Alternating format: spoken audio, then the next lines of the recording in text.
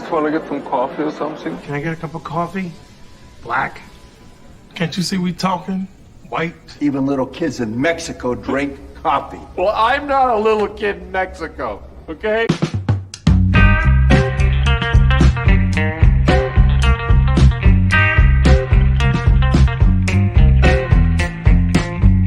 That is the best coffee I've ever tasted. A damn fine cup of coffee. You want a cup of coffee? No coffee.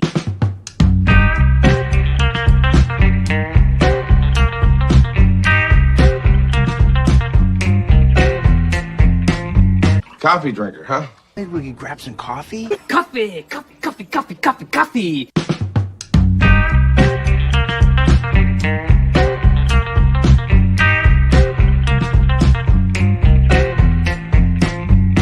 God damn, Jimmy. That's some serious gourmet shit. Me and Vincent would have been satisfied with some freeze-dried Taster's Choice, right? And he springs this serious gourmet shit on us. Well, I guess you could say that I'm a little Mexican boy and enjoy my coffee. No, you're not. Nothing about you is little, Gerry. No, you're not. Oh, yeah, nothing quaint about me. Yeah, I know, really. So I'm going to start the timer. All right. So let's get that timer going. Yeah, click OK. And boom, countdown. Here 10 minutes. And so far, we're at 0 F-bombs. And 2 minutes in, I'm so proud. Let's see how long this lasts. Anyway, it is Fantasy Thursday, where we talk about fantasy shows. And the show of this season is none other than House of the Dragon, which I previously called House of Dragons, and was constantly corrected by some girl. And I don't know what was her beef with me, because I think House of Dragon sounds better, but House of the Dragon. All right.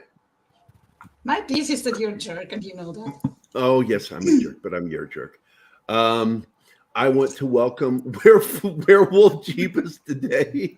I love Monkey. He's so cool. Penny, Lord Thoth is here. All hail, Lord Thoth. Dr. Dragon, if we get another dragon, this will be a House of Dragons. We have Socks Bulletins here. I guarantee you he has shared us the hell out. Thank you, Socks, always for your support. Brandon, the anime guy, is here. Brandon wants to join us. He's welcome to. And, of course, Alatar is here. I want to say good morning. I'm looking to see, did anybody say anything I need to... I haven't seen it yet. Oh, of course, Lord Thoth. I'll say, Martin and I will say hello to everybody. Anima, Lord Thoth says hello. John, Lord Thoth says hello. This is and a now very important message. offer each other a sign of peace. Anyway, I'm Catholic, so I remember that shit. Joe's Atmosphere and Peter Venkman fan site's here too. Oh, Peter Venkman's, yeah, Joe is here. Joe, you're welcome to join us too, my friend. I've unfortunately managed to be awake this early. Yeah, I woke up like early this morning. I woke up and I think it was like 7 something, and absolutely was like awake. It's guy stuff. Guys have to get up in the morning for things, and that woke me up. I'm like, because I'm trying not to drink past 10 o'clock, and I think I need to cut that back even further because I'm trying to go to bed around 11. I ended up going to bed about 1 o'clock, but I still had to get up this morning. It bugs me. I want to go through a night without having to get up. I think the show needs another mod.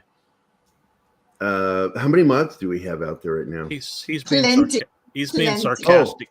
Oh, Joe, chat is usually blue. I'm sorry, buddy. Fuck you. Okay. Oh, there it goes. And that's one. There you get nabbit. Damn right, it. So Couldn't go another 7 minutes. click. I No, didn't not make it. 7. That's 7. Oh, is that 7? Oh, sorry. Morning, Keith. How we doing? The counter is not showing when there's 5 of us, Gerry. Hello. All right, it's updated now. Yeah, but it's not showing anymore. What's not? It's cut off. The layout. I can't help that. Counter. unless we move over this way. Yeah. Which makes us really tiny. Yeah. Well, some of us are Whenever tiny. Yeah, I was just going to say, just a reminder, I'm tiny anyway. I don't care. I'm all up in the camera. Just so you guys know, I got my pro camera out, but the problem is I can't. It's a really nice Lumix by I think it's Panasonic that makes it. Yeah, Panasonic HD Pro camera, and the problem is battery's dead, and I'm trying to find the charger. Once I find that charger, I'm going to connect that camera and be using that for the show. That way, I can finally put Valiant Renegade to shame, because he's got the best freaking camera of any of these shows that we do. Of all this in the network. Are you all there? Hello? Yeah. Yeah. Hello? Or I was just listening Hello? to you talk. Talk about Valiant Renegade's Just camera. dead silent. Yeah, Valiant Renegade. He's got a great camera. He's got this depth of field. It just is amazing when you look at it. It's like I love watching him on camera. And it doesn't hurt that he's a pretty dude. He's very pretty. You know what? He's got a great voice, and his presentation is very news-like. Yeah, it makes me hate him because he's gorgeous, and he's got a great voice, and he's got a wonderful camera. So it makes me hate him, but I love him at the same time. So I love and hate him. That's how you roll. But he and Culture Casino are two of the most informative channels when it comes to numbers, whether it's dealing with the business side or even the politics of the business too, because Culture digs into that. I like them both. When CNN was erupting and dying a horrible death, and David Zaslav went in there, he was all over that. I was sending him links whenever news would come in. I'd pop and send it to him. Culture's hello, dude. I love Culture Casino. I love Valiant Renegade. Two great guys, man. Two great shows. And if you're not watching them, you're missing the best. If they ever got together to form their own nerd news channel, that would be awesome. They should name it Long Hair and Chuck. Like a detective show. And they have their own team. Down, long hair and Chuck. It'll be a totally 80s type vibe. A Quinn Martin production. If you're not, if you didn't grow up in the 70s and the late 60s, you don't know what we're talking about. A QM production or Quinn Martin. It depended on the show. Like FBI, I think it and Invaders both just use QM. At the end of the show, it'll show Quinn Martin. And as the executive producer of the show, it would show his full name. But the logo is always QM, and I thought that was odd. Because I grew up going, I thought everything was Quinn Martin. Why are they using QM? One of those. I think they. In the 70s. I think they were also. I think they used Quinn Martin for when they did Mannix. Mannix was a Quinn Martin production. It even has it even says it, a Quinn Martin production. The announcer guy tonight on Mannix. So hey, God, we're old. Here, Kingsport Cal. Mannix was a good show, but when I go back and watch it, I'm like, Mike Connors, he was an ugly dude. That man was weird looking. He was a brawler, is really what he was. Well, he had that little freaking Irish type pug face where he'd had his nose broken or something, but his face was, Canon is also an amazing thing. People like to talk about how advanced we are today, but Canon had a fat guy as a detective. And then later in the 80s, we had, what do you call it? Nero Wolfe. And whoa. We're skipping. Cannon led to Barnaby Jones. So you had an old guy. I'm talking about guys that were fat. I'm going, well, that's. Okay. Hey, Scott. But I wanted to focus on fat guys. And Nero Wolfe was really good. and the other show it had, I think it was him. Who was it that played in that? It was a fat guy and a thin detective in the 80s, an older fat detective. Listen to that. He's got the beat going there. Scott's got the beat.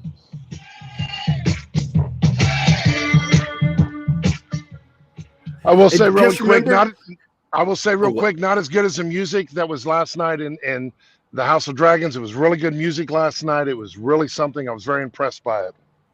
Yeah. I told you you'd like it. Yeah, you were right. Well, they also released that. Water Tower Music released the 2 new songs from the most recent episode. I have heard that, and I wanted to inquire about that more later today. Well, there is a composer that I like to listen to. His name is Samuel Kim, and you can find him. Just look on YouTube for Samuel Kim Music. And Martine and I both love this guy's music. Yeah, he's got some really good music. His Mandalorian, his epic cover of Mandalorian theme is really good. But he's getting lots of great reviews on it. He just released last night, I think. And he's already got how many views on that? 5,590 views. Just released it. It's called House of the Dragon Targaryen theme epic version. I'm tempted to play it here, but I got to give it to one of you guys to play. Copy video. Thanks, Brandon. Yeah, Brandon gifted 5 subs. Oh, Brandon, thanks, dude. Jeez, man. Yeah, you're welcome. You're the guy. Yeah, it's been a while since I've been able to be here and say hi. So I see that you have a F-bomb counter, which means you're trying to be a good boy. And the counter is over. We have made it 10 minutes with me doing it one time, saying it to you. I think it was Brandon I said it to. Yes. Yes. What I'm trying to do is I'm trying to get to where I don't drop them at all. Use words like freaking, effing, but farging, farquad, fart, dude, fart nuggets. Yeah. You farging corksucker from Johnny Dangerously. Well, good luck on that, because I know that certain things are hard to break. That. The last person to touch me like that is still wearing an orthopedic shirt. Unfortunately, I don't know anything about House of the Dragon or anything else in general, other than I know that GRRM is a slack ass. That much I do know. But past that, I only saw the first episode of Game of Thrones, and I said, nope, not for me. So I unfortunately don't have anything to... Well, that's okay, buddy. I just enjoy your company. Oh, yes. I got to tell you, though, there was a great, during the Orville season, this last season of Orville, he posted a picture on his Twitter page of him wearing an Orville hat, showing support for the Orville. Who did? Whatever his name. The man that George shall not be R. named Martin. because he's a slack ass? Okay. So, yeah, and I tagged him in my post when I responded to it. And I shared his photo. I said, this is great. You support the show. How about you stop watching TV and get back to writing your books? Yes. I didn't get blocked. I tried to get blocked. I actually tagged Variety last night. I said, hey, Variety, you don't like Black Adam? Gosh, nobody cares. Nobody trusts you or any other Shield magazine to talk about films. Only idiots listen to you. And I hope you, and I wrote it in there, I hope you block me because I can't stand you. Hey, wait a minute. Stop getting you in my feed. Didn't Variety say they liked that $1 billion show? Yeah. Yes, they did. Because they're a Shield company. Shield company. Hey, they said that because they're still waiting for an employee discount. I need to get a counter for Keith that makes sure he never brings up the show that shall not be named on our channel. I said the $1 billion show. I know, but I think we need to get you a counter just in case you ever slip up like I do with my F-bombs. I love making fun of those guys. You spend $1 billion and this is the best you can do? Really? And look at this show. This show is, Game of Thrones, House of the Dragon. It just this first season made up for season 6, 7, and 8. Yeah, because 6 was pretty weak too. 7 was just awful, and 8 was That's awful. when things for started Game of to Thrones. get weak in 6, but it was still watchable. 6. But 7 and 8, oh no.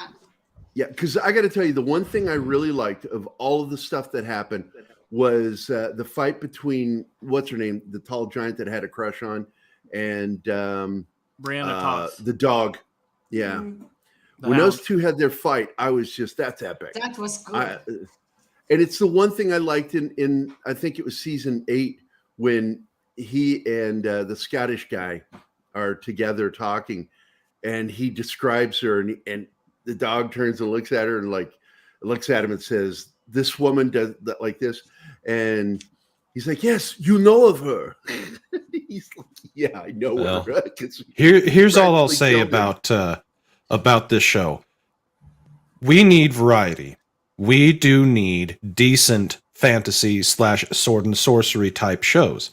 We really do, because they are, they're a peek into the past, but also a peek into what could have been. And I'm glad that this show is vastly better than the other one that shall never be named.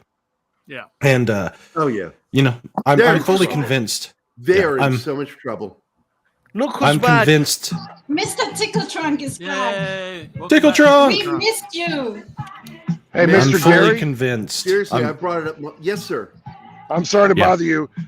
One show that should be named is what's that coming up more recently with Willow? With your show, what's coming up with that? Tell everybody again. The radio show. Oh, KGRA has picked us up, and as soon as I get my F-bomb counter to 0 through an entire episode, I'll feel pretty comfortable. But but Scott and I are going to be working on it tonight, getting it to where I don't freeze up or anything, because I can't go to KGRA until we have the internet situation under control. And once we do that, it'll all be gravy. And Scott's going to be setting up a nice little studio for Keith and I to do the show together in his garage. Nice. Yes, I was raised in English, so I say garage. Welcome to the garage. We normally just call it the dungeon, but yeah, that sounds good. Sounds like a good place to put Gerry and Keith. Don't forget to park the auto in the garage. When Mr. Lewis moved into that place, guess who helped him move into the garage? Was it Kevin? No. Well, that's cool that you've got a radio show coming up. That's cool. Yeah, and we're going to be having all you guys on regularly, just like we do anyway. But I want to, take advantage of being on radio to promote all these, shows that we're. Yeah, we're going to call it Big Guy and the Brother. Big Guy and the Brother. Oh, you're not going. That was funny. That was long funny. hair, and you're not going to call it long hair and Chuck. So I got guys, to meet have a great day today, guys. Have a great day. Thanks a lot, Bye, Scott. Thanks a We'll lot. see you. Scott. We'll see you later, man. I'd love to stick around too, but I do have to. I'm sorry, Gary. I do have to get back to work. I'm so tired of you. I'm so sick of you already. I know. It hasn't even been very long, and you're already sick and tired of me. Go away, man. Go away. Yeah, I got to get back to work. So I appreciate you letting me pop on and say hi. I love you too, guys. Share out his link to his channel. Yes, and just a quick, a shameless plug. This Saturday, I'm having my bud Blaine from Blaine's Escape Corner coming on. we're gonna do an hour and a half show. So an hour and a half before you guys get started, we're gonna talk for about 30 minutes about our favorite horror anime, not horror anime, because that would go forever. And then we're going to dive in because we are 1/3 of the way done with this current fall season. And holy crap, you want to talk about lit? This fall season has been on fire. So good. So hope you can stop by and say hi. Yeah, that sounded cool, dude. All right, man. I don't know if I pretty much sleep until the show. Yeah. I try if you happen to be feel on. as much sleep as I can. But I had to do that yesterday. Really drop in with you. Yeah. But yeah, anyway, if you're thanks up. for stopping by, buddy. I appreciate it, man. And we'll see you Saturday. Yep, we'll see you Saturday. Take care, everybody. We'll see you. Bye. Bye, Brandon. Bye, Brandon. And there it is. Remember to subscribe to Brandon's channel right there. There's the channel. I'm sorry for the typo. Does he not have a vanity channel? This is the URL that I have. Okay, let me check something real quick. Can you put that in the private chat? Yeah. But what was I saying? I was saying something just before he needed to break in and promo. I can't remember now. Damn it. Oh, I've got that video ready to go. Link in the tab. I got to check something real quick before we do. Because I want to know if he has a vanity channel. Brandon, the anime guy.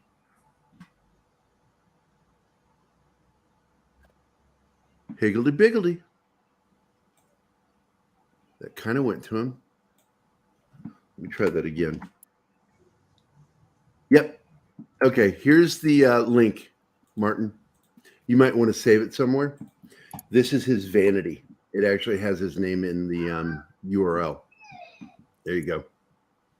And that's all you do is you put the C, then another /, you drop that channel word down to the letter C, and then put whatever the name of their channel is and see if it loads up, and boom, it did.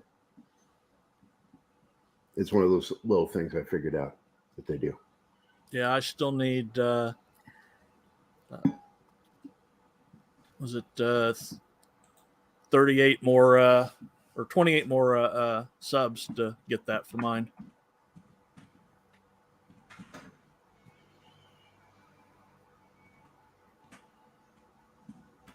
I am sending this out to you.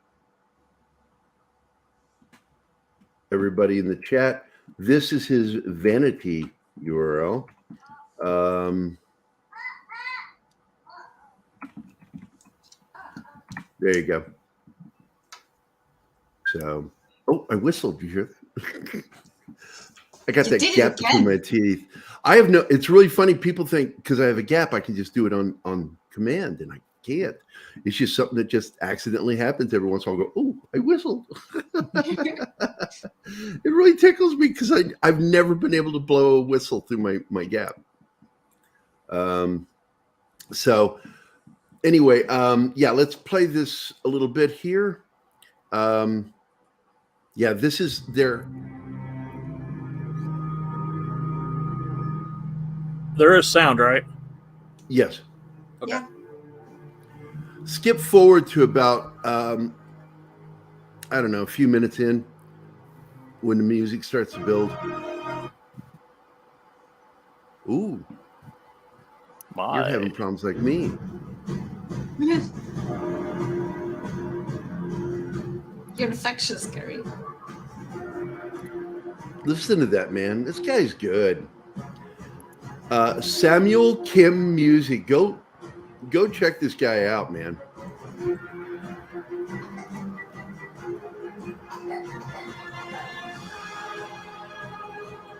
Yeah, it's good.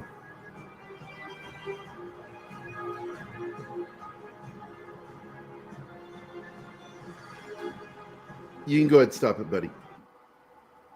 There we go. So I don't want to play it too long just in case. Even though it's not the official music, you never know with these guys if you're going to get ganked. Yeah. Over something like that.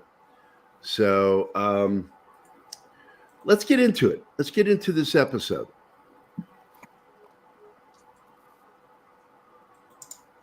And I guess that's my clue.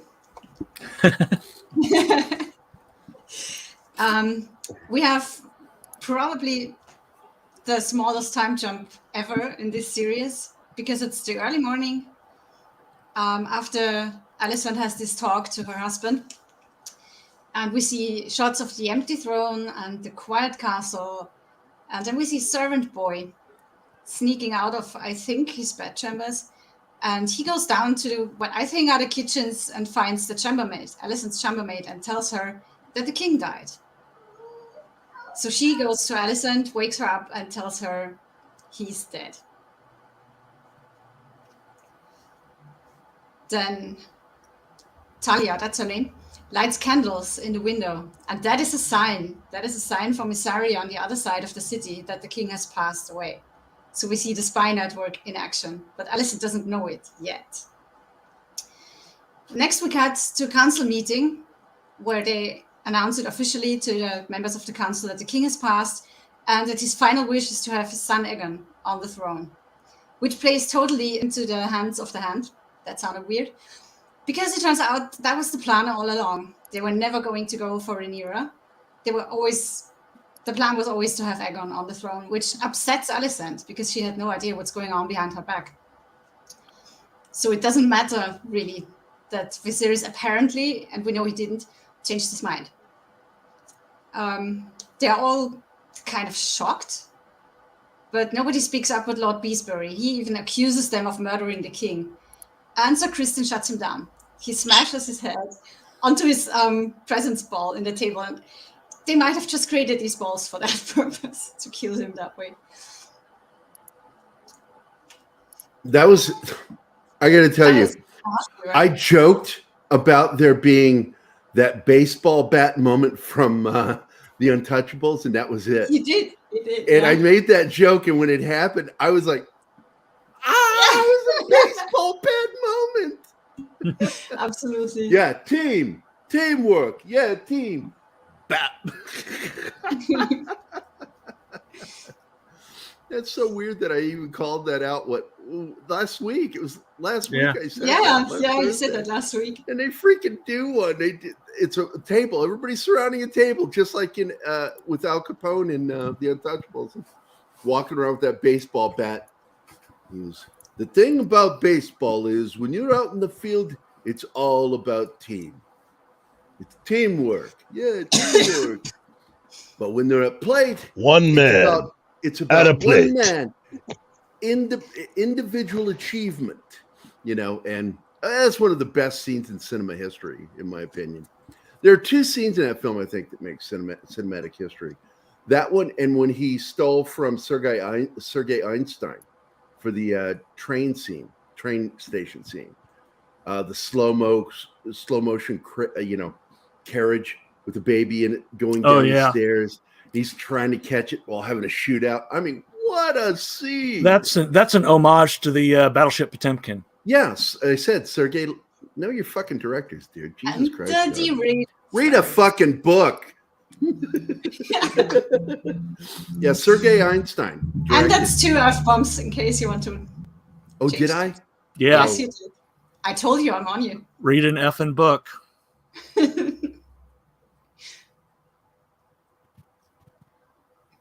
And no one can hear you when you're muted. Yeah. Yeah, Ray, you're muted. You're muted. Oh, God, you're terrible. This is terrible. All right, let's get on to the next thing, because that was what I really thought was interesting there, by the way, is that Sir Criston murdered him. And got away he with goes like, sit down, and there's got to be neck and payment just for smashes that. him down. There has to be payment for that later because he was a major character. Yeah, Lieutenant Commander Westerling draws a sword on him. They stand sword by sword, and Criston says, like, I'm just defending my queen. And Alicent says, that was not an offense to me, so cut it, guys. He just murdered him. And he just gets away with it. Yeah. That is so weird. And the captain of the Kingsguard actually ordered him to remove his cloak. He basically kicked him out of the Kingsguard right there. 2 mysteries about Sir Criston. He gets away with everything, and he doesn't age. That guy does not age. He should be like Yeah. 20 years older than at the beginning, and he looks the same. That's so weird. That's funky. Okay. So Next, Alicent brings up the obvious. What about Rhaenyra and Daemon? Because Rhaenyra is still the heir officially. Yeah, and by the way, if you saw my thumbnail, no albino asked this episode. Yes. You're welcome. You're welcome. They always make me laugh. I love the thumbnails. So Otto shows his face and orders Lieutenant Commander Westerling to Dragonstone to take care of the situation. And that's when he takes off his cloak and tells him, I respond to the king and the king only. So until there's a next king, I'm not taking orders. So he's out. I want to greet Pope Metallicus. Good morning, sir. Did somebody else jump in? Did I miss? Zax. Zax is here. Good morning, Kyle. How are you doing, my friend? No, you're gay. I mean muted. All right. Good to see you guys. All right, go ahead, hon. Alicent and Otto, each on their own, go to look for Aegon, who has disappeared. We get a short scene. Now, do you think he heard and fled? That is what they want you to think, but we learn later what really happened. I didn't catch that. What really happened? Because I thought maybe he heard and ran. Yeah, I think he tried, but he got snatched, as we find out later. He just went, okay, so he's just getting trashed. He tried to get away and got caught, but we learn that later. Yeah, and so he's, basically disappeared. The guy who is, and I asked this question during the show, is like, is Alicent doing this on purpose? Is she lying? No, she's not. She really believes. Yeah, and that's why I want you to explain. Yeah. Because they don't show that scene. So I don't know They show it at the end of the last episode. I don't remember seeing that. The very end of the last episode, we see a dying Viserys in bed, and Alicent goes to give him his medicine. And he's all drugged up on milk of the puppy again, and mistakes her for Rhaenyra, and thinks that he's talking to Rhaenyra about the prophecy, and tells her that she is the one on the throne. But he mentions Aegon, meaning Aegon the Conqueror, who made the prophecy. Right. Okay. So I missed that. I got to go back and watch that. Yes. I got to go back and watch it because I think I missed that. Alicent believes he's telling her his last wish, that his son Aegon gets on the throne. And actually, fun fact, Paddy Considine in an interview said in his last episode where he ever plays Viserys is actually putting things right. He needs an Emmy, yeah. He's actually putting things right at this family dinner, doing his best to unite his family and have peace. And then he fucks it up again on his deathbed because he mistakes his wife for his daughter and tells her to go ahead because he wants Rhaenyra on the throne. That is his dying wish. And Alicent gets it all mixed up. Yeah, I got to tell you. She's not lying to anyone. She believes that. All the way to the buildup, and I'm not going to talk about the end yet, but that ending, really, to be honest with you, if it ended the way we wanted it to end, there would be no war. Yeah. If she had done one little word could have changed so much. One little action, one small action there in those last moments, and there would be no war. But the war is coming. We know about that from the books. Yeah. That the war starts in 129, I think, or one. Because right now it's 127 AC, and the war begins in 129 in the book and goes through to 133. And this is when there's a lot of justice served during that war. And so I'm curious how much you're going to keep from the book. Oh, God. I dropped the bomb, apparently. Did you? I have no filter. You know that. I have no filter. Well, I will say this about that scene. We'll get to it, but that is one of the most epic entrances that goes on the list of most epic entrances ever. Yeah, I'm looking at it. It must have been right around the 34-minute mark. I'm going to go back and find it and clip it. No, please don't. Just you saying the word. I'm not going to say the word. No, but you know don't. What I mean. No, you don't.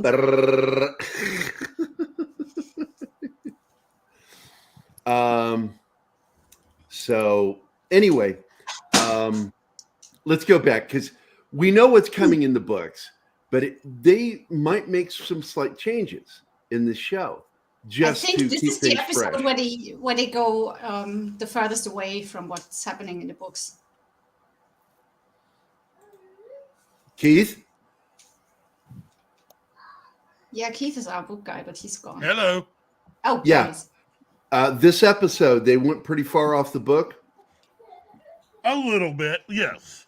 But it served to make the story better again. So, yeah. And did you hear what I said? That if she had done something at the end of the episode, we'll get to it. I don't want to spoil our episode. So if when she was there in the throne room, if she had done something in that last incident that you thought was going to happen, if that had occurred, it would have prevented the war that's coming. Oh, big time! It would have wiped out a lot of that story, and a lot of the bad stuff that's coming, because everybody up there was basically, with the exception of one person. I'm laughing because John just immediately sort of reached into the candy bowl to grab some Three Musketeer candy bars for breakfast. It's like, no.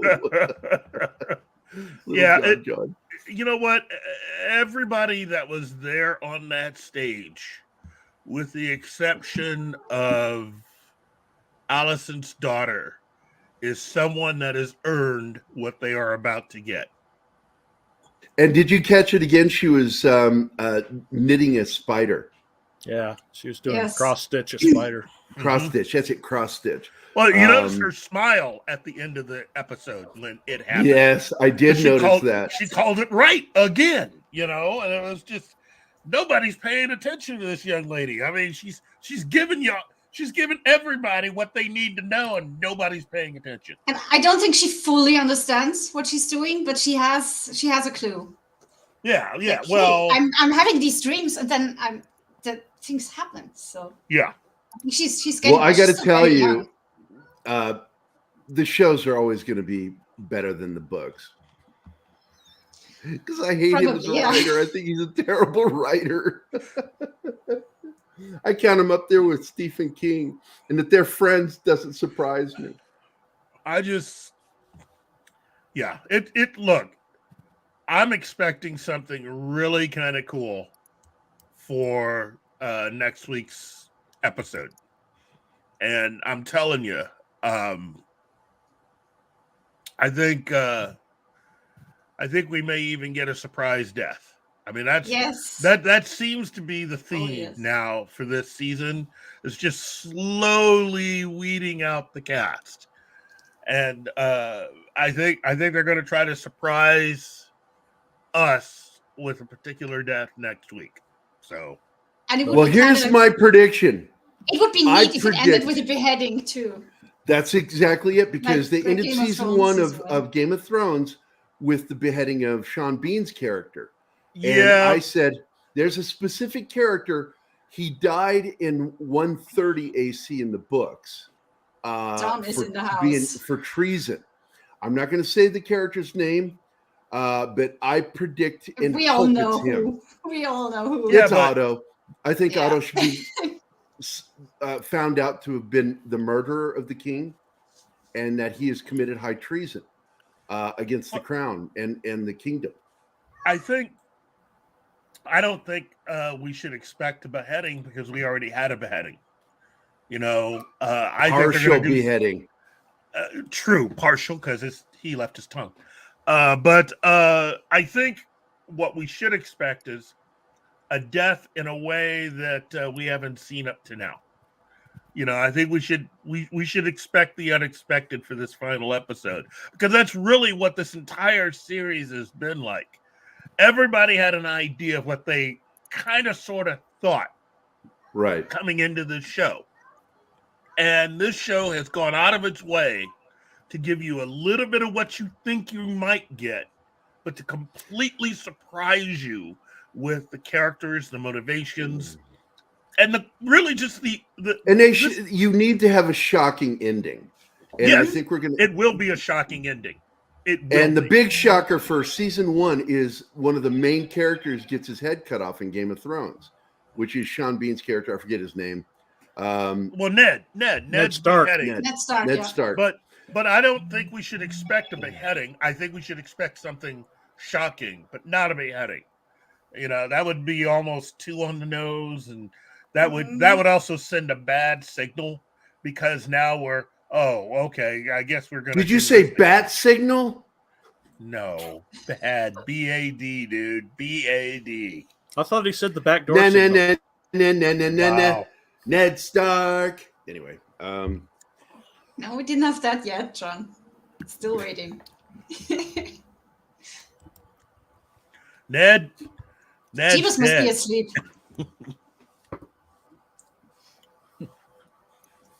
Well, I'm going to point out that I haven't had any interruptions because I'm using my data today. So yeah, and I've used up 1.5 gigs streaming today. So let's get on with it, shall we? Yeah. Oh, don't push me around. You're not the boss of me. I like it. But I love it. I saw what you did there. Hey, let's be silly. Ready? No. No, you won't do it? I want to. No, you're gay. That's for private. You're gay. No. We did it the other day. I'm gay It was funny. I'm gay for you. Not on the shoulder. I would actually show my gay thing, but I know Keith logged into my account, so I got to go check my avatar. What? Oh no, it's not been changed. Oh my God, look at this.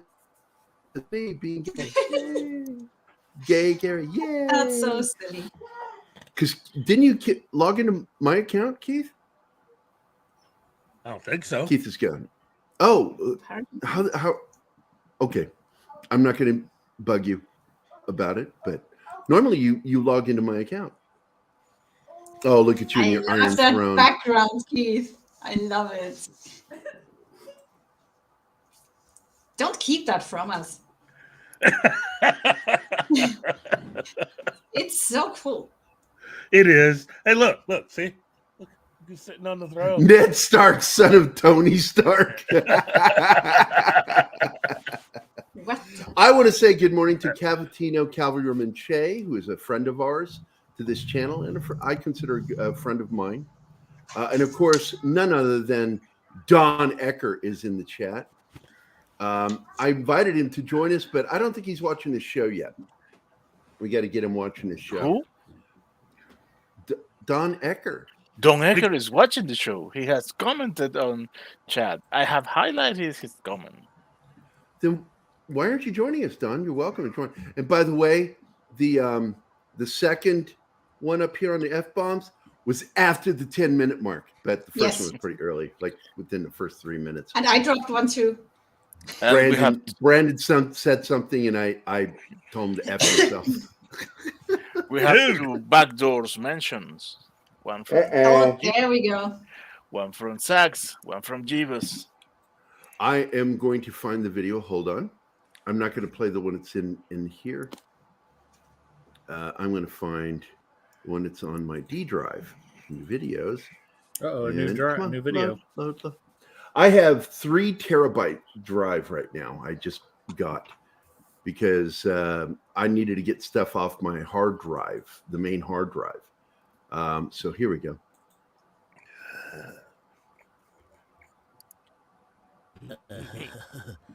Back door.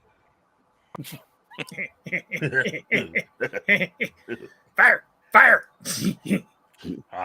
Shut up, you must.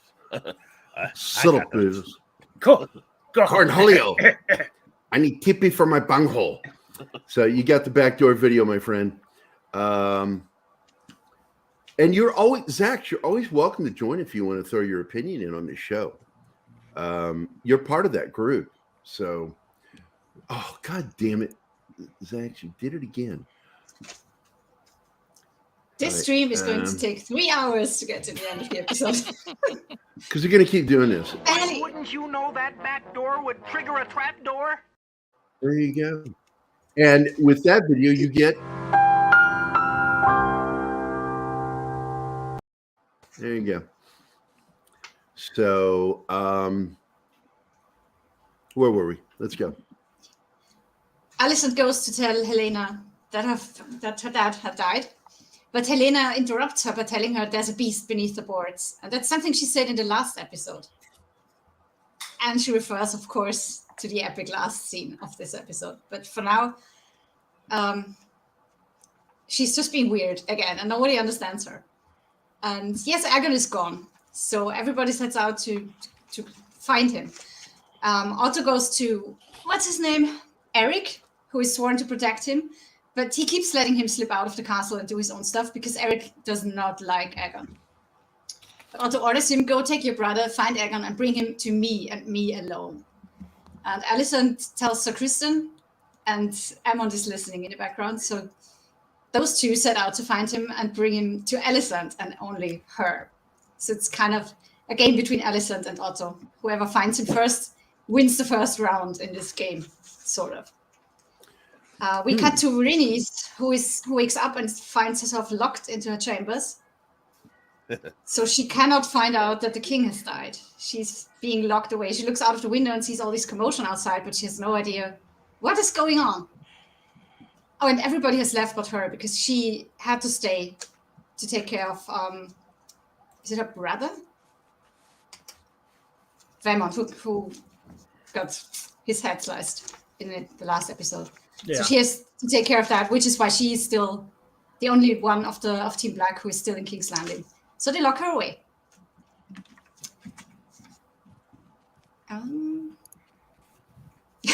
Oh yes, fun scene. We get a nice air shot of King's Landing, aka Dubrovnik. I love that city. And we see Aemond and Criston. Did you hear that cool little Germanic roll she just did there when she pronounced Oh God, you keep doing that. It's so sexy when you do it. I have an accent. Live with it. Oh, I will. I'll live with it. Aemond Get a room.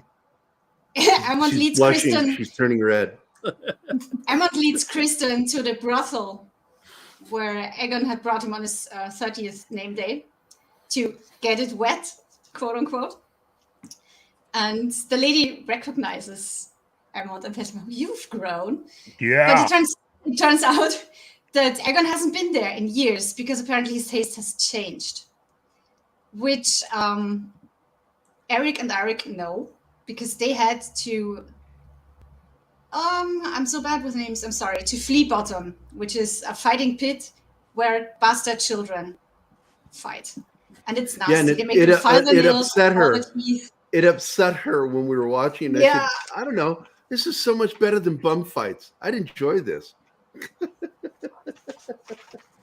He had his mic muted because of background noise, and we were watching it. And all of a sudden, he turns it back on. It's like, I'd pay for that. I'd pay to watch that. That's scary. Wow. You're a weirdo. Like W.C. Fields used to say, drown them like puppies, yes. Never work with animals or children. Yeah. That's an actual quote from W.C. Fields. Drown them like puppies. I know I'm a horrible human being. I get it. You just want me to drop another F-bomb. I know that. I'm pushing. You're pushing me. You're pushing me. Okay. Throne room scene. Otto has the leaders assembled and tells them Aegon is going to be the new king, so you need to bend the knee to him. And they are reluctant, but in the end they all do. Just one woman, of the lady of House Fell, if I remember correctly, she openly speaks up and says, "No, my house stands to the word. I will not bend the knee to Aegon. I'm with Rhaenyra," and she's being escorted out, and we never learn what happened to her. The other one, who bends his knee, but he does not mean it, is Caswell. And we see later that he tries to sneak out, get away, apparently to warn Rhaenyra, but he's caught and he ends up being hanged. And He left in the courtyard. Yeah, he's left in the courtyard hanging. He's left hanging in the courtyard. And when we see him getting on his horse trying to get away, I called it, was like, yeah, he's dead. they're not having it. Well, he was taking a slow time getting out. I mean, dude, you're out. If you have to run away on foot, do it. Just get out of the castle, dude. Yeah. I mean, as soon as that door was open wide enough, he just should have. Yeah. Should have booked it. It's like, you know what? Got someplace to be. Don't wait for him to open it all the way. That's right. You're trying to do a backdoor thing there. You know, I see it, John. I see what you're doing there. You're not funny. What? Huh? Okay. The door wide open, back door. Hey, you're the one No, reading you stuff into backdoored that. yourself. You're the.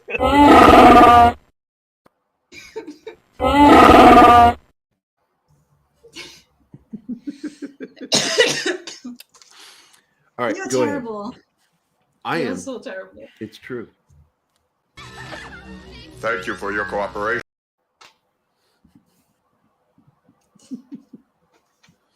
Continue, please. Yeah. We get a conversation between Aemond and Kristen, where Aemond basically tells him, I'm the worthier one to be king. I'm studying all this. He's basically a piece of shit, and how unfair this all is. And nice bonding moment, kind of. Ambition. Yeah. Yep.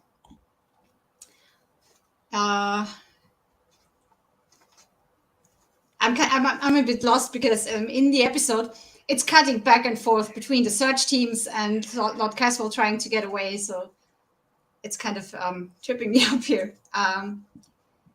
Okay, we're in Flea Bottom, and a girl, her name is Jane, tells Eric and Arik she knows where to find Aegon. Refers to her mistress, which is, of course, Miss Arya, and that she sent her to tell them she's only going to talk to the Hand about Aegon. She sells him, basically. What made you laugh? Talk to the Hand. Yeah, talk to the Hand. Talk to the Hand. By the way, Otto talks like he always has to poop. That reminds me of actor James Mason. James Mason is one of my favorite English actors, and I do an impression of him. And somebody says, how do you do James Mason? I said, you do a North London accent with needing to poop. So you talk like this. My name is James Mason, and I need to poop. Like you're pushing cotton. James Mason needs to poop. Watch every movie he ever made. It sounds like he has to poop. I'm just saying. Now that you said that, I can't unsee it. Hear it. Yeah. It's like his voice is like this, like he's straining his anus. Pushing back cotton. door. Oh. Lolita, I want to be with you, though you are underage. Yes, don't forget, he was in Lolita. Yeah, he was. Sergei Nabokov's book. Well, read a book, John. When I say the name of somebody. Welcome to I read a lot of ADD books. Theater. Yeah, but it's educational ADD theater. I just said the name of the author of Lolita. Nobody knows that name. Sergei Nabokov. You don't count, Keith. You know everything. You're a computer. Keith and I are both big guys on information and knowledge. So I'm not surprised that Keith. It's you, me, and Sting. Yeah, more ADD theater. There's a scene where I'm like, oh my God, Nabokov is a perv, the way he wrote that book. When she uses a scale to weigh a guy's testicles in the book, I'm like, what? Mm-hmm. I needed a bath. I was like 14 when I read that. And I still thought it was filthy. Yeah. I got a hold of it when I was 14 at the public library. It wasn't Fredericksburg Rappahannock Regional Library. What's that, John? It wasn't illegal for you to read that since you're only 14. If you read it there, they can't see. I couldn't check it out. I wasn't old enough. But I got a hold of the book and I go into the reading room and I go read books in the library's reading room. It was really neat. They had a little, what do you call it?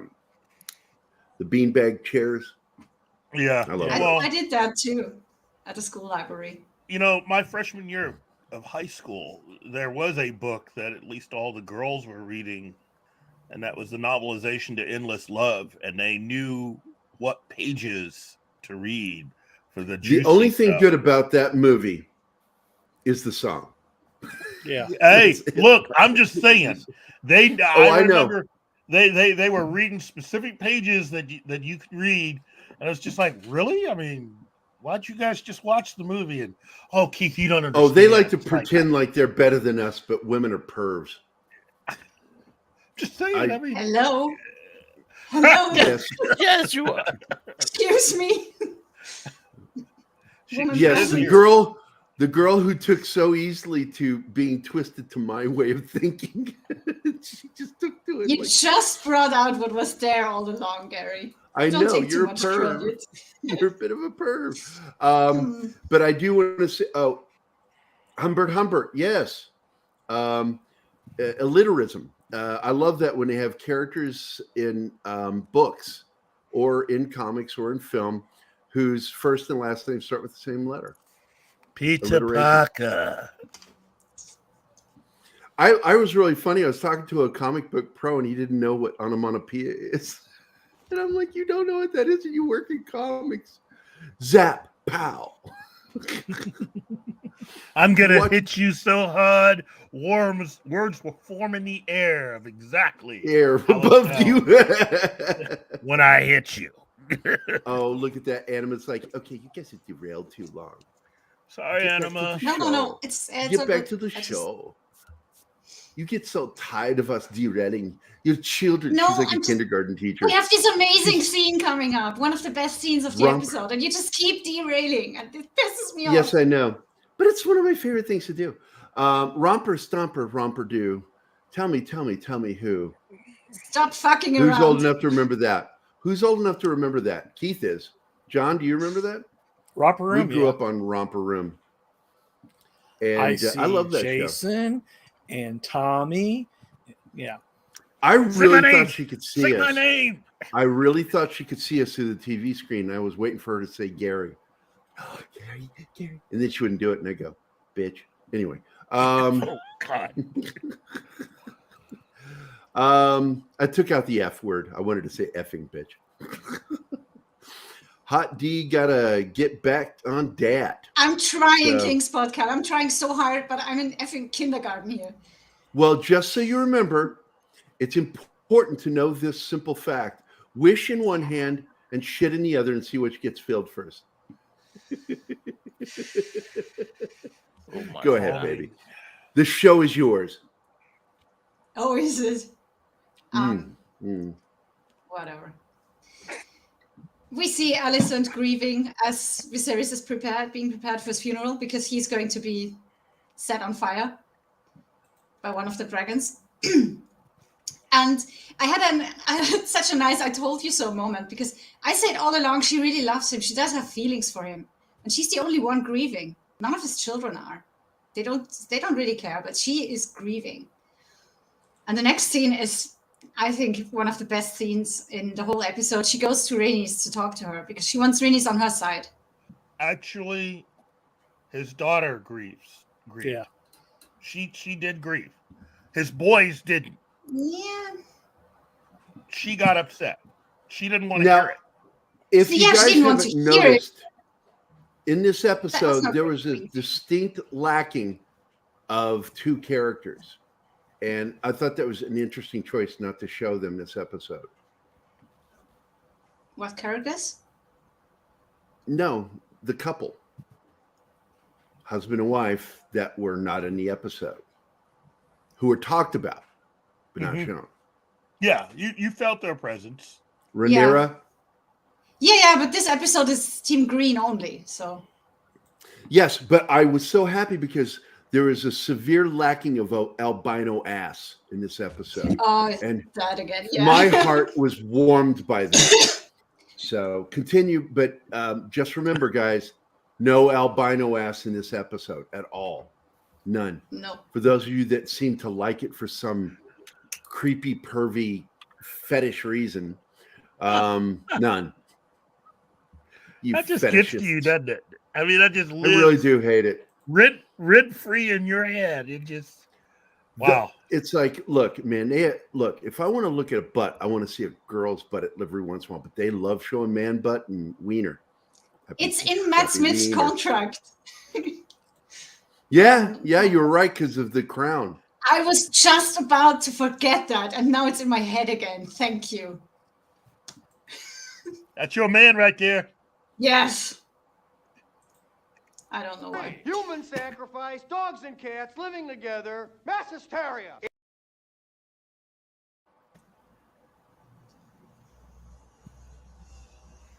Yeah, I'm this close of doing a Don Echo and going into a rant about how you not let me do this show.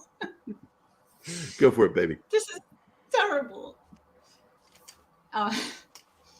Renice is firm. She says, my word is not fickle. My house is on Rhaenyra's side.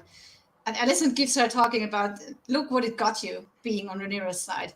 Your daughter died all alone in Pentos. Your son is dead, gone, whatever.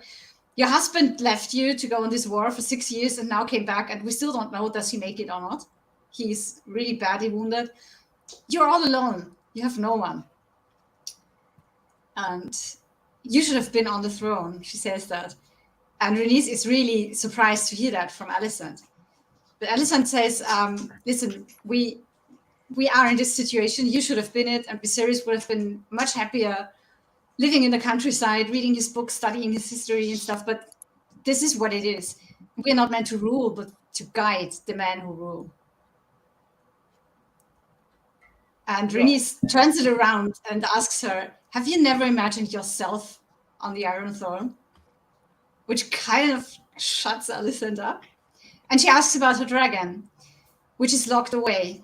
They locked away the dragon because if they wouldn't, they would appear too strong, which would trigger Rhaenyra to attack them.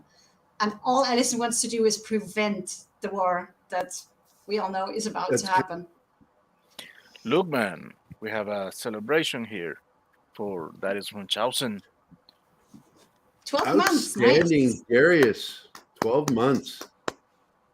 I love Darius. I like being on shows with him, like when we're on Toxic Tuesday. I've missed 2 Toxic Tuesdays because of internet. So got to resolve that. I can't miss anymore. And they did 2 movies this week, the last 2 weeks that I love and wanted to talk about. This week was actually, I think Halloween, was it this week? No, this week was They Live. Yeah, They Live, another Halloween. John Carpenter film I love. That is like absolutely one of my favorite films by John Carpenter. It really is. I love that film. I've come here we have chew bubblegum and kick ass, and I'm all out of bubblegum. Well, we have Jeebus for Jeebus 4 months, buddy. Thank you, man. Thank you.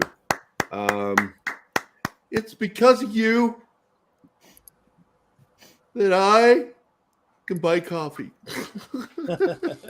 I can stay steeped in coffee. So let's continue. And you can tell he's caffeinated because he's worse than ever. But wait, he's uncomfortable doing nudity. There's more. Yeah. We have Sax, who has been a member for 12 months too. Wow. That message. Me. Oh, do you see it? Because I don't see it yet. It's hashtag Free Keith. Look at that. Outstanding, Kyle. Thank you so much, buddy. That means a lot. I'm a starving artist, so I have 1 subscription, and it's the only one I can afford. Free Keith. Hashtag Free Keith. And we have our very own Das Wolfen for 12 months. Thank you, Das.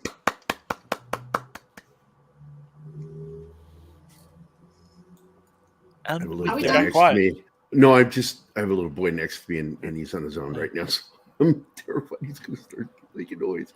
So I didn't want to turn on the microphone too soon. But I would have this lovely message. Thank you, buddy, for doing that, man. 12 months.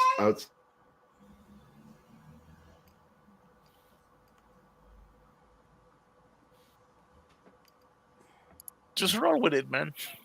Yeah. The scene between Rhaenys and Alicent ends with Rhaenys still not wanting to go over to the other side. And Alicent leaves her locked in her room and telling her, ring the bell when you have an answer, which is important, which is why I'm pointing it out.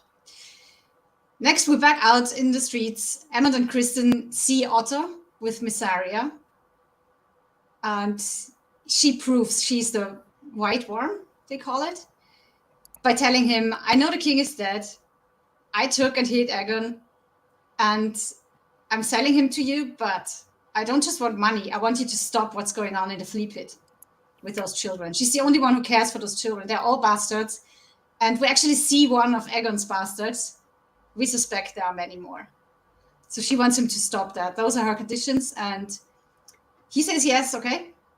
Next, we see Eric and Eric go to find Aegon, who is hidden, stashed away in the sept under what seems to be an altar with all the candles. They drag him out, and he tries to make a run for it because he's not having it. He doesn't want to be king. He just wants to get away, go on a ship, sail away. He tells his brother because outside, of course, Kristen and Aemond are waiting for him. And while Eric makes a run for it, those twins are so confusing. Eric takes on Kristen and they fight, while Aegon, of course, takes the chance to make a run for it. Aemond tackles him to the ground. He's actually laughing in that scene, which is very weird. And Aegon gives him the whole talk. I do not want this. I'm not cut out for that. And I felt like he wanted to kill him for some reason. Nah, Aemond just goes like, no argument from me there, brother. It's like, he's so right about that. You're not made to be king.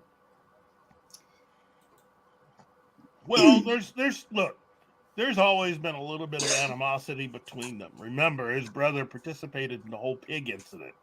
Yeah. Which I'm sure he hasn't forgiven. No, he's never forgiven anybody. He does not forgive, and he doesn't forget. I mean, his memory. He's just another bitter second son. He tells Kristen, I have the biggest dragon in the world. I study all this. I'm made to be king, and yet I am not. So. And that's why I thought for a second he might make it look like he accidentally killed him. I'm sure he was tempted. Yeah. But their mother would have figured it out. And also, you and I agree that he is not the king's son.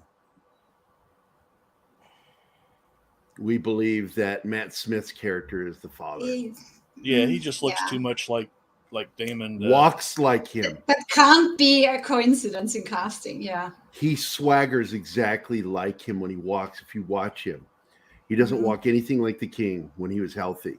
He walks like his uncle.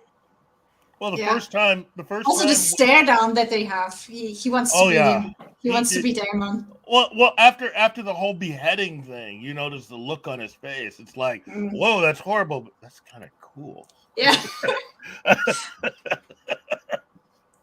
So he's. Wasn't that the reaction we all had? Like, we all had that reaction. Hey, this is cool. This is cool. Yeah. But I mean, Damon he's in control in every scene that he's in. He is someone that, as he's gotten older, he has a measure of control about everything he does.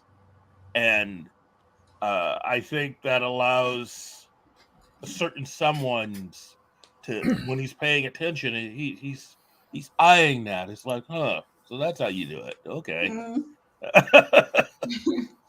He definitely looks up to him, and he wants to. He does. I mean, if not for all this rigmarole, I mean, it would be Damon and his mini-me, I'm serious. They'd go out drinking and doing other things, I mean, just talk about all the different ways they can just tear someone apart. But that's just me. That's a different show. Yeah. Not now, buddy. Not now. No, go away. We can't have a show without a pet interfering. We're now nearing the end of the show, so let's keep going.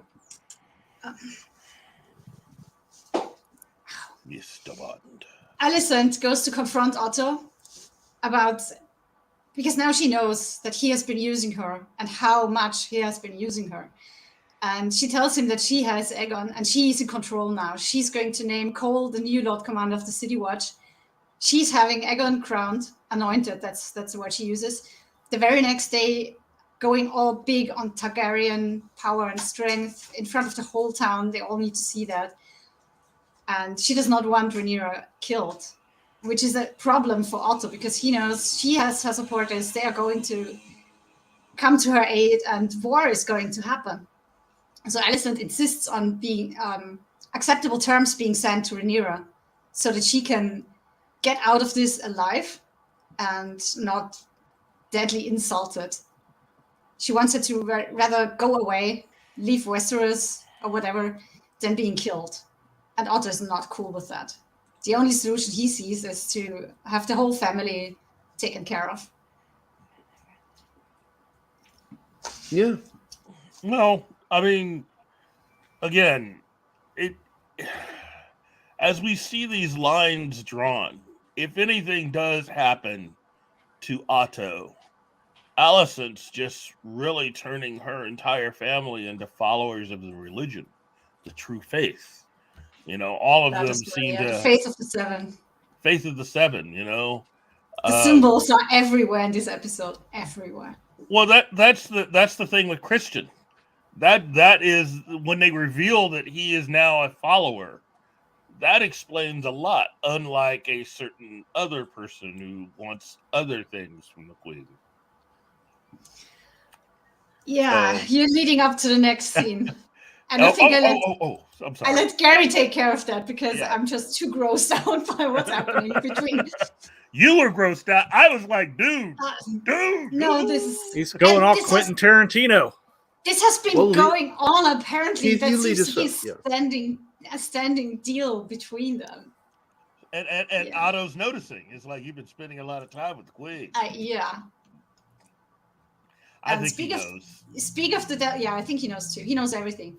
He knows about the spy network and lets it go. He's using that. So Alicent goes to her chambers where the rat Larys is waiting. We see him lurking a lot in this episode. He's always there. Yeah. He's always there. He sees everything. He's not doing much. He's just lurking. Oh, it's just that's what he does. He lurks. I like to watch. Yeah. That's his character. I like to see things. I like to watch. So their deal is she gets information off of him and lets him have a look at her feet and and he does it like in front of her. She turns away, but she's not looking at him. But he's doing it right next to her, and it was so gross. He's all about that soul, baby. That is so. He's towing the line, if you know what I'm saying. Gerry was laughing his ass off when we watched that because I was like, this is so ugly. Yeah, I was watching that going, oh my God, he's a freak. I mean, he's not right, but he's a freak. Look what Sax is asking of you. What's he saying? Foot fetishes is just so weird to me. No, it's too weird. I don't get them. Don't get them. Oh, you shall derail us too far. I will bring us right back. There was a video that came out of Los Angeles this week of a trans person sucking on a woman's foot in the outside cafe of a restaurant. They caught it on video. Somebody inside the restaurant was seeing this and videotaped it and posted it because whenever the waiter would come out, they would act like they weren't doing it. And it's just like, look, man, keep that stuff behind doors. Be private. I get it. Look, there are exhibitionists out there, you know. but come on, man. Come on, man. Come on, man. Are we done? Please yes. tell me we're done. Yeah, we're yeah. done. I just said I want to go right back, so get right back okay. into it. The probably most valid information that Alicent gathers is that her handmaiden is part of that spy network, Talia. In the next scene, we see why Eric has left and did not defend Aegon or anything, because he doesn't care about him. Instead, he goes to break out Rhaenys because he's not having that whole situation. He's actually being a good guy. So he breaks out, he gives her a cloak so she can hide her white hair, and we see them in the streets, more of the stupid day-to-night filming that I hate so much. And actually, it cuts between scenes, and sometimes you see sun on the houses in the background, and then it goes all dark. We pretend it's night or very, very early morning. Just stupid. Anyway, there's a lot of people in the streets because the Kingsguard gets them all to the Grand Sept, where the coronation is going to take place, because they all need to witness that. And they don't have a clue. They don't know the king is dead. They don't know what's happening. They're just being shepherded to the Grand Sept. And that's where Eric and Rhaenys get split up, of course, because there's just too many people. It's kind of stupid that he goes in full armor, because that makes it hard for him to move amongst all these people, and he just loses his grip on her and she's gone. Yep. Next scene is Alicent and Aegon in the carriage on the way to the Grand Sept. And Aegon is kind of sulking, and she tells him, your dad wants this. And he's like, nah, he had 20 years to name me the heir, and he didn't. He wants Rhaenyra on the throne. And Alicent tells him, no, he changed his mind on his deathbed. The last words he said to me were that he wants you on the throne. That's what Gerry said, pause it. Why is she lying? And she's not. She's not. She really believes that. She really believes that's Viserys' last wish. And Aegon kind of doesn't buy it, but then she opens a box between them, and we see Catspawn, the dagger, that has the words, the prophecy on it. And that's why he starts to buy it. Like, oh my God, this is real. He really did it. He changed his mind. He still doesn't really want it, but he starts believing that his mother is not lying to him. And he asks her, do you love me? And she calls him an idiot for that, which was weird. You imbecile, her words. And she tells him, Otto is going to, once you're king, Otto is going to come to you and have you order to kill Rhaenyra and her whole family. Don't do that. Don't follow that advice. She's your sister. Please don't kill her. So she's trying everything she can to have a childhood friend stay alive. Well, she actually believes in her heart of her hearts that she's still a follower of the faith, that she's above a lot of what's going on, and in her own way that she's even technically better than a lot of these people, including her own dad. You know, I mean, she's doing exactly what she believes in her heart religiously that you should be doing. And no one else seems to be doing it. Thanks for counting. Yeah, she's really alone. She wants her husband's last wish fulfilled, but without triggering a war, and she's trying everything she can to avoid that. Mm-hmm. We see Rhaenys with the crowd, and she realizes they're going towards the Grand Sept, and the Grand Sept, of course, is built upon the dragon pit, and that's where a dragon is. So she's just going with it and to witness the coronation. We cut to the inside, where Otto gives a speech. He announces that the king is dead, so now all the people know, and that Aegon is going to be the next king, which has the people surprised, but they don't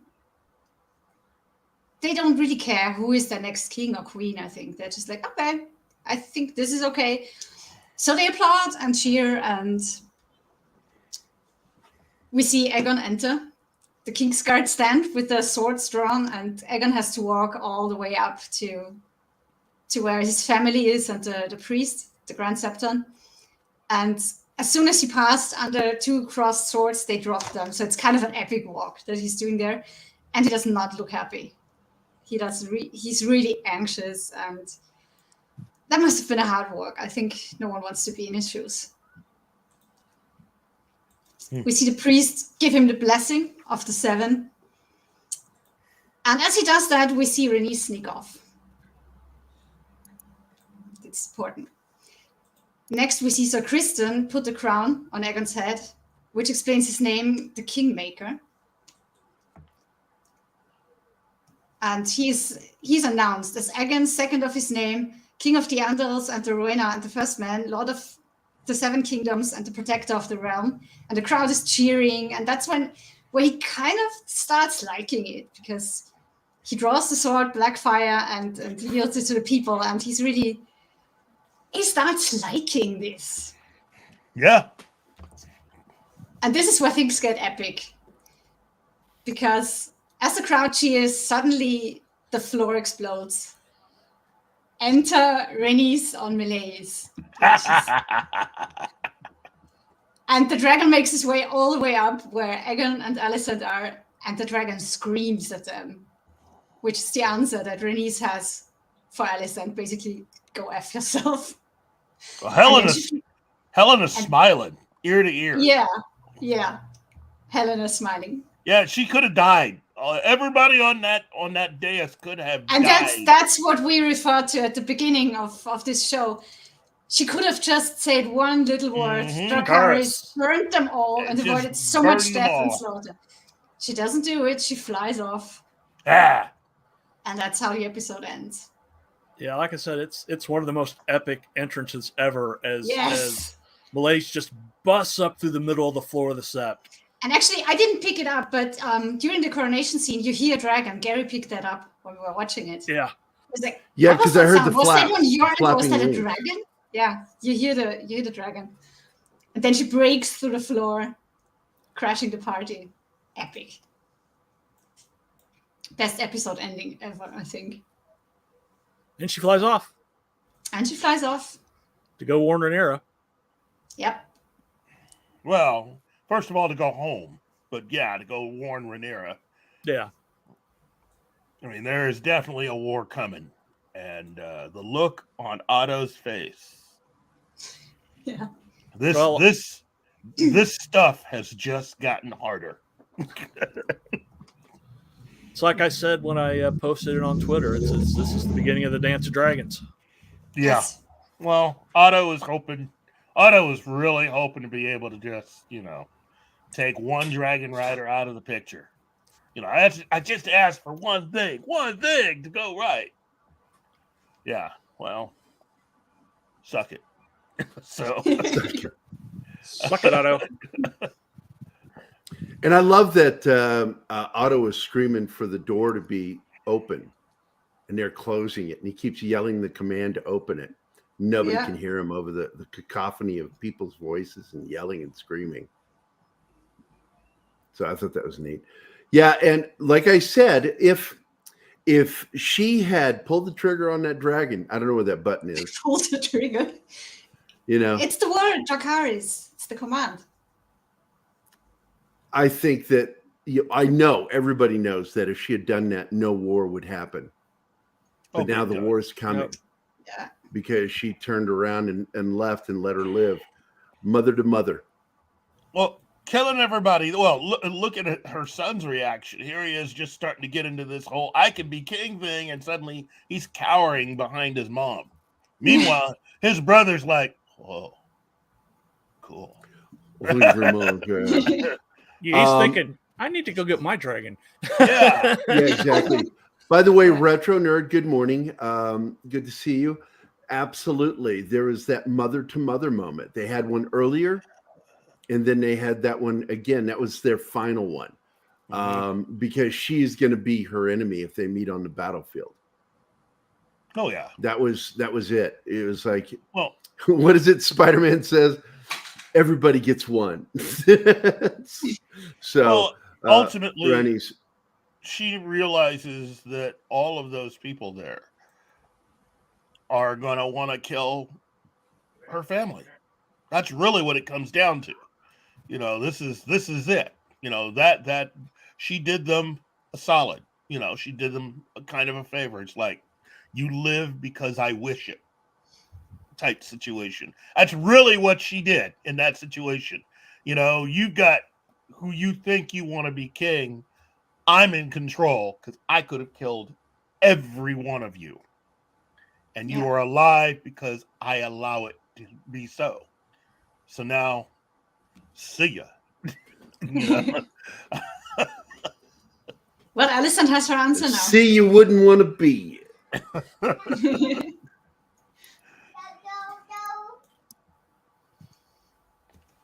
You tell him.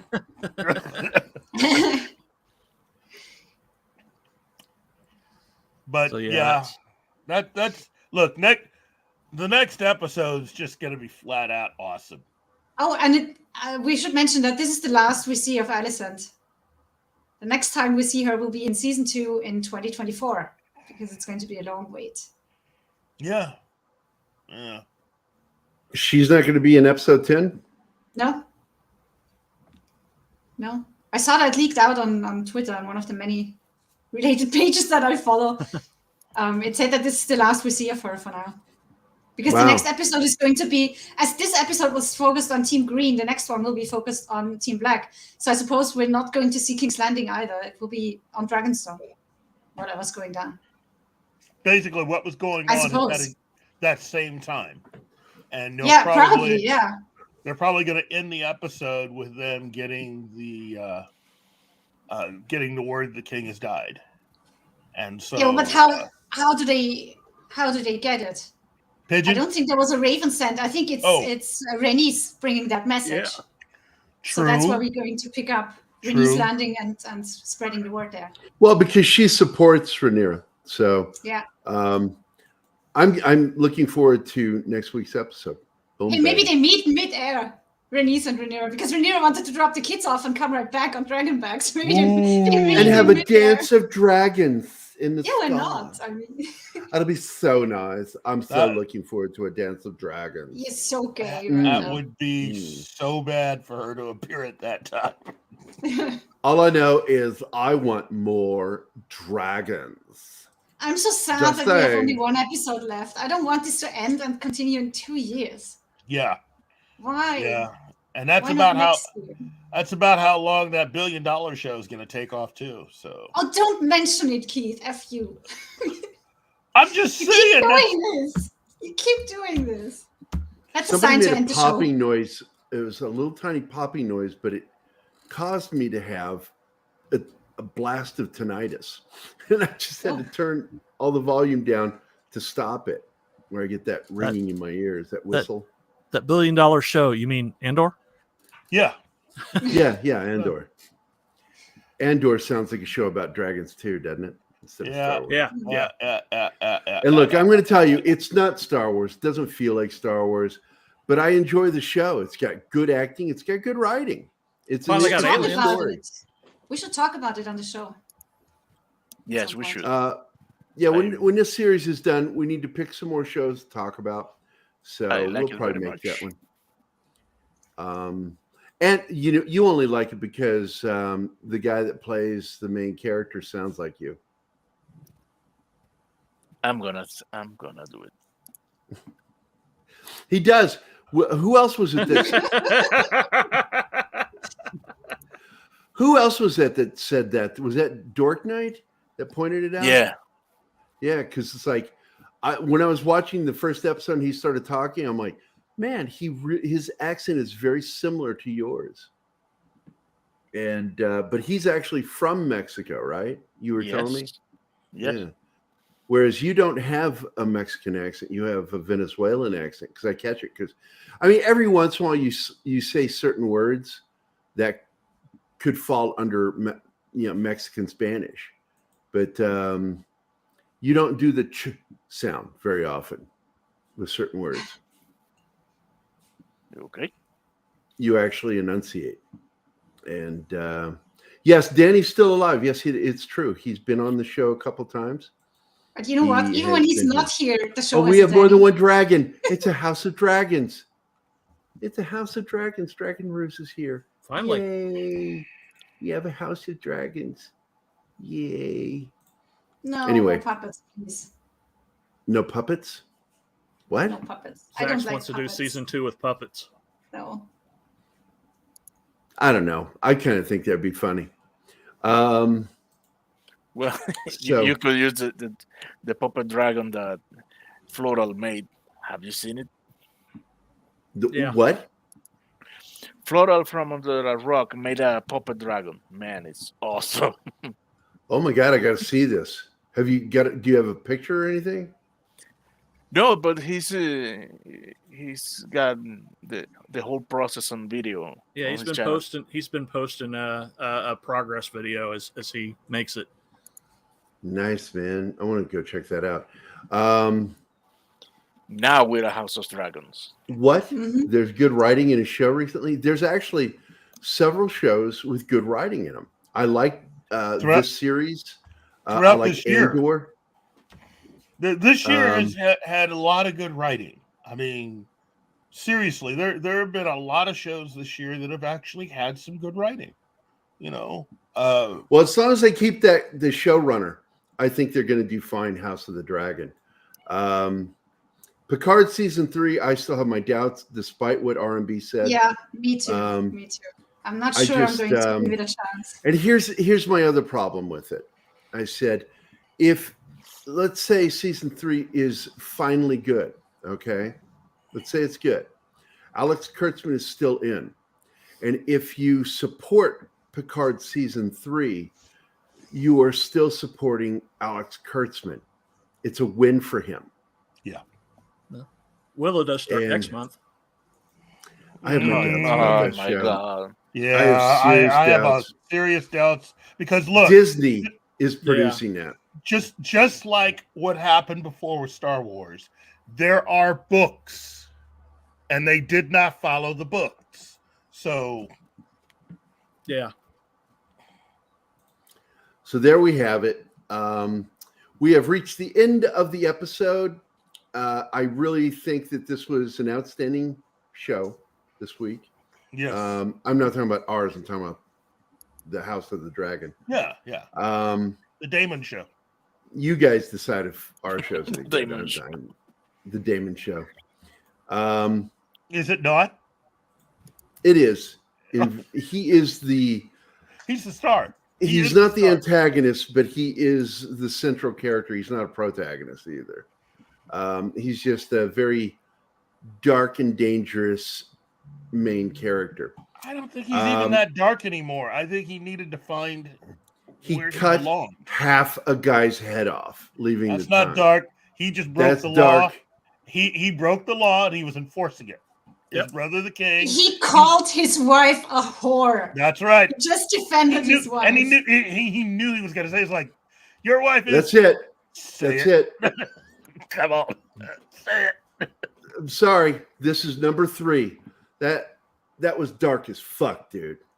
Oh, yes. That was dark as fuck, telling him that he could keep his tongue. That was kind of funny, though. That was Doesn't so matter. That is gallows level stuff. Yeah. That's dark. And so there's my technically 4. I just said it twice. I repeated myself. So 4. There we go. Yeah, but it's the first 10 Four minutes that F-bombs. really count, right? Yep. I only had 1. So yeah, but right in the second minute. It was a good show. I want to thank everybody for being here. I want to thank my panel, Anima, for being the light of my life, Keith for being such a cool black dude, just a cool black dude.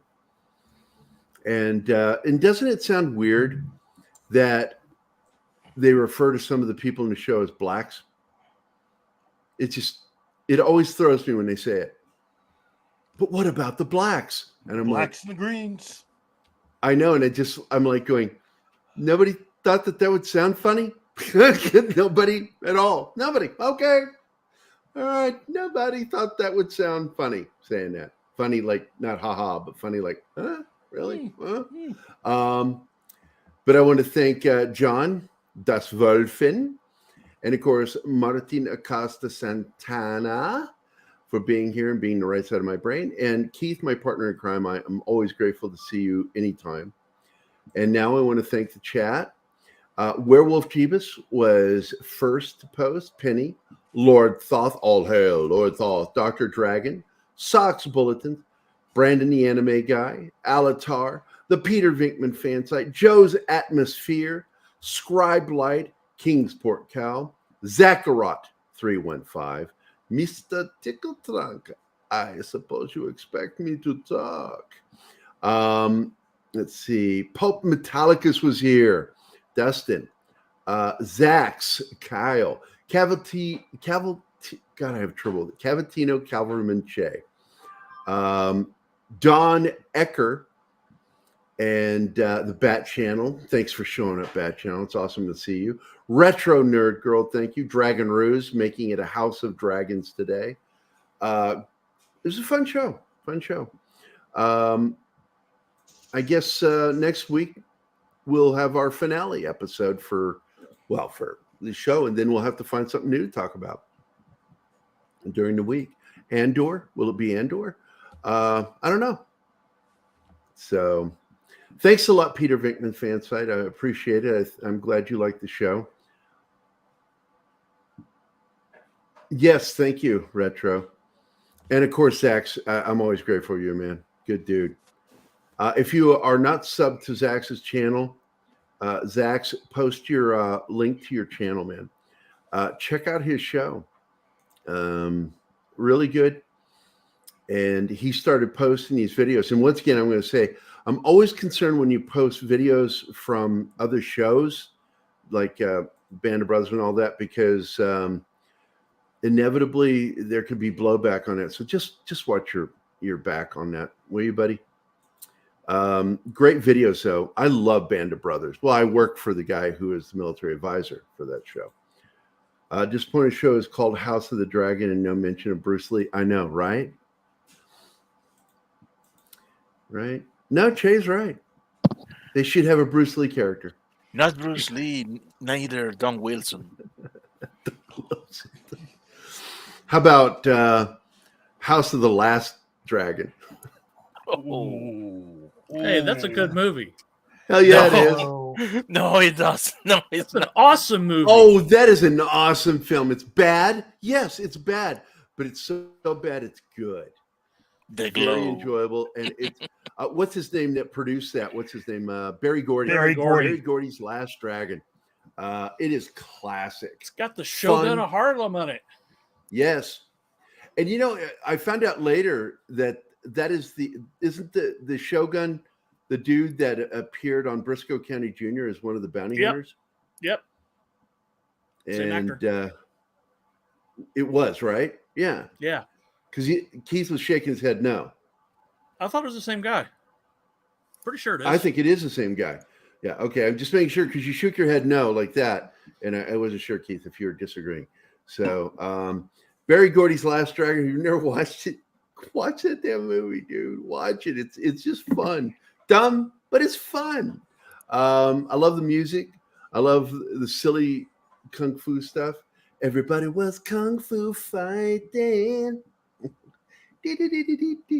That song is like racist. But yeah, Julius hey, Carey. Julius Carey. Yeah, that was him. Yeah, same guy. Yeah. I want to thank everybody for being here. Thanks a lot, guys. Peter Vinkman fan site, go check that movie out. Is it available anywhere? I think it's on Amazon for Prime. I believe but you're right. I own it, so I don't need to watch, but I think it is on Prime. Yeah, so go check that film out. We'll see you guys. Well, we'll see you tomorrow. Keith will see you. I'm not going to do tomorrow's show. That'll be all Keith's. It'll be Morning Coffee with Keith, where he talks about black guy stuff. I'm not allowed to watch. You're allowed to watch. You're allowed to even appear on it if you want. But we will be talking lots and lots. It's a black guy. It's a black guy thing. I'm not allowed. Gary, you're allowed to sneak in through the back door. No crackers allowed. Wait, I'm on the show. You, baby, you had to do it. You just had to do it. Like, wouldn't you know that back door would trigger a trap door? Yeah. Yeah. Fuck yes. I'm practically as white as they come. Another I'm on more the for show. That's Anima. 2 F-bombs for Anima this episode. Oh, 3. I think that was the third. 3. Oh, Yeah. okay. So now, I don't anyway, care. we're done. Well, look. Okay, fine. Before we begin, would you like to touch my monkey? There you go. And with that, we are out of here. I want to thank everybody for being here, and with that,